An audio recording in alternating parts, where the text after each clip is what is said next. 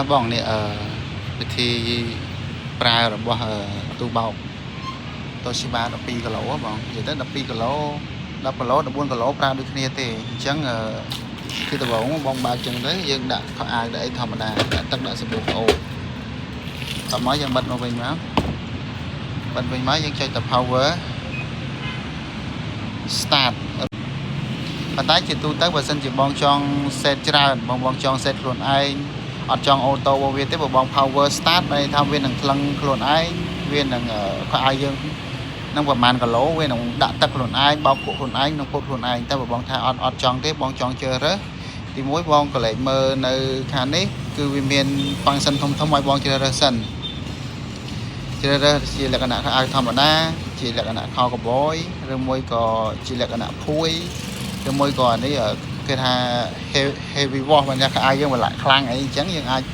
ចុចអាហ្នឹងមកចុចទៅនេះចុចទៅនេះចុចអានេះចុចនេះដើម្បីជ្រើសរើស option ទាំងអស់ហ្នឹងអញ្ចឹងដែលជា recommend គេ recommend ខាងនេះបើនេះយើងចុចអាហ្នឹងមកវានឹងជ្រើសរើសឲ្យហើយតែបើបងថាអត់ទេយើងចង់សេរីមួយបងអាចសេរីពីខាងនេះទៅដំបូងគេនេះគឺកម្រិតទឹកបងមើលភ្លើងនៅស្ងៀមយេគឺនៅលេខ1បងចុចមួយទៀតភ្លើងលត់ flip plate គឺលេខ2បានន័យថាកម្រិតទឹកលេខ1លេខ2រហូតដល់លេខ8យើងធ្វើដាល់អញ្ចឹងទៅបើយើងគិតថាឲ្យយើងច្រើនយើងដាក់ដល់កម្រិតលេខ8ទៅបងនេះដោយសារជាប់ function speed ជាប់ function speed អញ្ចឹង speed ហ្នឹងបោកគក់លឿនអញ្ចឹងយើងអាចសេរីទឹកបានខ្ពស់ទេអញ្ចឹងយើងយកមកធម្មតាមក regular នេះមកហើយបន្តមកបងអាចមកសេរីទឹកបានវិញហើយអញ្ចឹងនេះ flip plate អញ្ចឹងមានន័យថាកម្រិតលេខ8បន្តមកទៀតយើងចង់ត្រាំអត់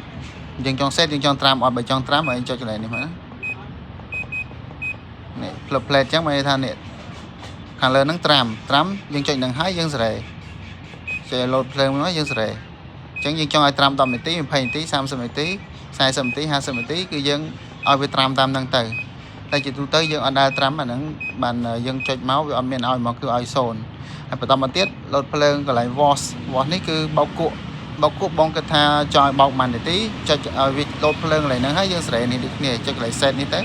វាឡើងនាទីម្ដង1នាទីអញ្ចឹងវាអាច17 18យើងគិតថាចង់ឲ្យវាបោកដល់20នាទីយើងដាក់20នាទីមកបន្តមកទៀត rain នេះrain នេះគឺលាងសម្អាតបានន័យថាក្រោយពេលបោកគក់វានឹងចាក់ទឹកចូលវាក្លុកហើយវាបញ្ចេញទឹកបានន័យថាយើងមើលវាលោត2បានន័យថាវាធ្វើអញ្ចឹង2ដងសម្រាប់លាងសម្អាតទឹកសាប៊ូអញ្ចឹងបើសិនជាបងគិតថាអត់ចង់បាន2ដងបងចង់បាន3ដងចុចហើយចុច set នេះឲ្យឡើងមក3មកអញ្ចឹងវាមាន3ដង1 2 3អញ្ចឹងយើងឲ្យវាលាង2ដងស្តង់ដារទូទៅបន្តមកទៀតចុងក្រោយនេះពូតនេះវាអាចគិតជានាទីបើសិនជាបងគិតថាត្រូវការពូតឲ្យយូរបងអាចសេរីឲ្យយូរទៅអញ្ចឹងយើងលោត flip plate មក7នាទីអញ្ចឹង8នាទី9នាទីវាអស់តែ9នាទីរយៈការពូតណាអញ្ចឹងស្រ័យលើយើងសេរីយើងគិតថាខែភ្លៀងចង់ឲ្យពូតឲ្យយូរអញ្ចឹងយើងដាក់ដល់9នាទីទៅពេល9នាទីអញ្ចឹងហើយយើងចុច start មកអញ្ចឹងអស់ហើយអ្វីដែលយើង set គឺមានតែប៉ុណ្្នឹងទេកម្រិតទឹកហើយរយៈពេលនៃការបោកគក់ហើយយើងចុច start មកវានឹងដំណើរការ automatic របស់វាហើយ